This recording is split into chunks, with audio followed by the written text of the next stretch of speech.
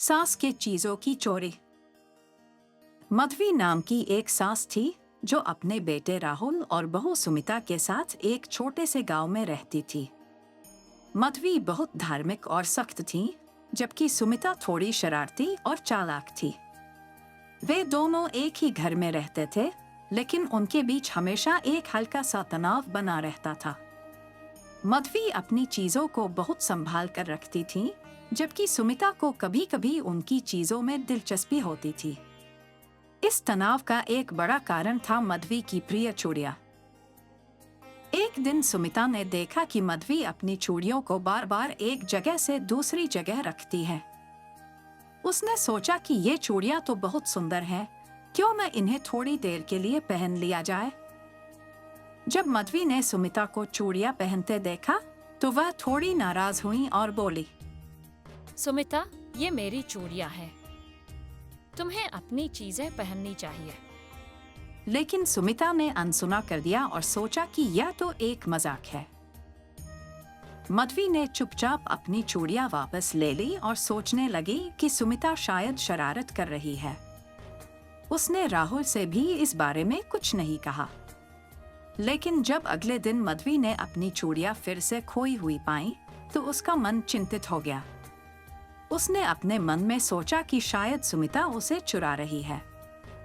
उसने सुमिता से पूछा, मेरी चूड़ियां कहाँ गईं? सुमिता ने झूठ बोला। मुझे नहीं पता, माँ। मधवी का मन सोचने लगा कि सुमिता ने अपनी बातों में कितना विश्वास जगाया है। अब उसे यकीन हो गया कि उसकी बहू कुछ गड़बड़ कर रही है। एक दिन मधवी ने देखा कि सुमिता ने उसके कढ़ाई वाले दुपट्टे को अपने कपड़ों के साथ पहन रखा था। यह देखकर मधवी का गुस्सा और बढ़ गया। मधवी ने गुस्से से कहा, ये दुपट्टा तुम्हारा नहीं है, यह मेरा है। सुमिता ने मुंह चिढ़ाते हुए कहा, पर यह तो बहुत खूबसूरत है, माँ। मधवी ने सुमिता को समझाया कि चीजें चुराना बुरा है। सुमिता ने कहा, मैं तुम्हारी चीजें चुरा नहीं रही हूँ, माँ। लेकिन उसका मन कहीं और ही था। उसे इस बात का डर था कि अगर मधवी को उसकी चोरी का पता चल गया तो क्या होगा। इस बीच राहुल भी अपनी माँ और पत्नी के बीच के तनाव को देखकर चिंतित हो गया। उसने सोचा कि दोनों के बीच बात करके इस समस्या को हल करना चाहिए। राहुल ने सुमिता से पूछा, क्या तुमने माँ की चीजें चुराई हैं? सुमिता ने कहा, नहीं, मैं ऐसा क्यों करूँगी? लेकिन उसने मन ही मन सोचा कि उसे अपनी बहू की हरकतों को और छिपाना चाहिए। मधवी ने अपनी चूड़ियों के गायब होने पर एक बार फिर से ध्यान दिया। वह सोचने लगी, क्या मैं सुमिता पर विश्वास कर सकती हूँ? उसने राहुल से सलाह लेने का निर्णय लिया। सास ने राहुल से कहा, बेटा, मुझे लगता है कि सुमिता कुछ चीजें चुरा रही है। राहुल ने कहा, माँ, तुम इसे लेकर इतने चिंतित क्यों हो? शायद वह सिर्फ मजाक कर रही है। मधवी ने कहा। मुझे ये सब बहुत बुरा लग रहा है। राहुल ने कहा। मैं सुमिता से बात करूंगा। मधवी ने आशा जताई कि शायद राहुल सच में इस समस्या को हल कर सके। राहुल ने सुमिता से कहा, क्या तुमने माँ की चीजें चुराई हैं? सुमिता ने कहा। नहीं, मैं ऐसा क्यों करूंगी? लेकिन उसने अपने मन में यह सोच लिया कि अगर उसे पकड़ा गया तो क्या होगा। इस डर के कारण सुमिता ने और अधिक चीजें चुराने का फैसला किया।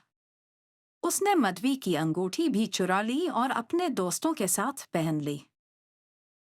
जब मधवी ने अपनी अंगूठी को नहीं पाया, तो उसने अपने मन में सोचा कि शायद यह उसकी बहू का काम है। मैं इसे सुमिता से पूछने जाऊंगी, मधवी ने निर्णय लिया। लेकिन सुमिता ने अपने दोस्तों के साथ पार्टी में जाकर वह अंगूठी पहन रखी थी। उसकी सहेलियां उसे देखकर बहुत खुश हुईं। उन्होंने कहा, तुम कितनी खूबसूरत लग रही हो। सुमिता ने मुस्कुराते हुए कहा। धन्यवाद। लेकिन उसके मन में यह बात खटक रही थी कि क्या उसे अपनी सास की चीजें पहननी चाहिए। मधवी ने जब अपने गहनों को ढूंढने का प्रयास किया तो उसने अपने दोस्त से सुना कि सुमिता उनकी चूड़ियां पहन रही है। यह सुनकर मधवी की चिंताएं और बढ़ गईं। मधवी ने सोचा, सुमिता को क्या समझ में नहीं आता? मैं इसे सहन नहीं कर सकती। मधवी ने सुमिता से सीधे सवाल करने का निर्णय लिया।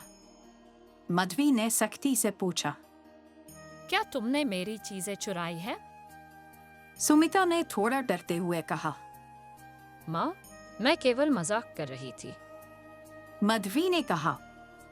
यह मजाक नहीं है, यह चोरी है। सुमिता को अपनी गलती का एहसास हुआ, लेकिन उसने खुद को बचाने की कोशिश की। उसने कहा, मैं वादा करती हूँ, ऐसा दोबारा नहीं होगा। मधवी ने गहरी सांस ली और अपने दिल को मजबूत किया।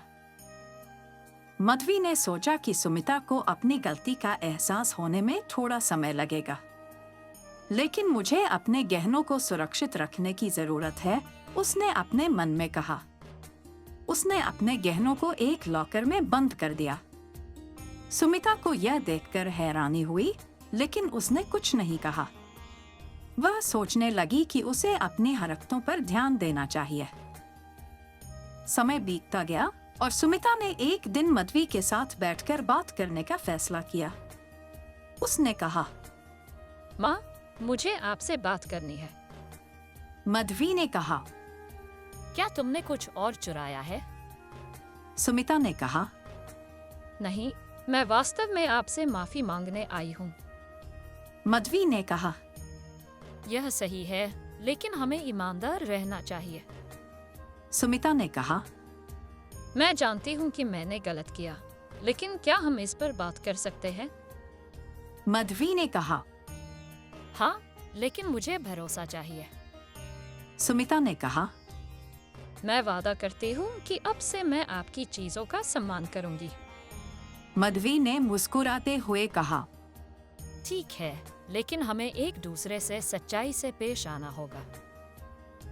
इस बार सुमिता ने मधवी की सारी चीजों को अपनी चीजों के समान समझा। वह अपनी सास के साथ अधिक समय बिताने लगी। मधवी ने भी अपनी बहू को समझने की कोशिश की। मधवी ने कहा, कभी कभी आपको मुझसे खुलकर बात करनी चाहिए। सुमिता ने कहा। मैं जानती हूँ माँ, मैं प्रयास करूंगी।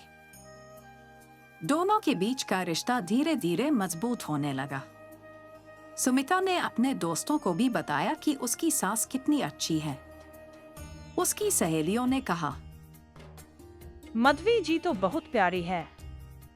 सुमिता ने मुस्कुराते हुए कहा। हाँ, मैं अब उनके साथ अच्छा समय बिताना चाहती हूँ। मधवी ने एक दिन सुमिता को अपने गहनों की देखभाल सिखाने का सोचा। मधवी ने पूछा, क्या तुम मेरी मदद करोगी? सुमिता ने कहा। बिल्कुल, मैं जानना चाहती हूँ। मधवी ने गहनों को साफ करने का तरीका बताया। सुमिता ने ध्यान से सुना और सीखा। दोनों ने एक साथ काम किया और इस दौरान कई मजेदार बातें की।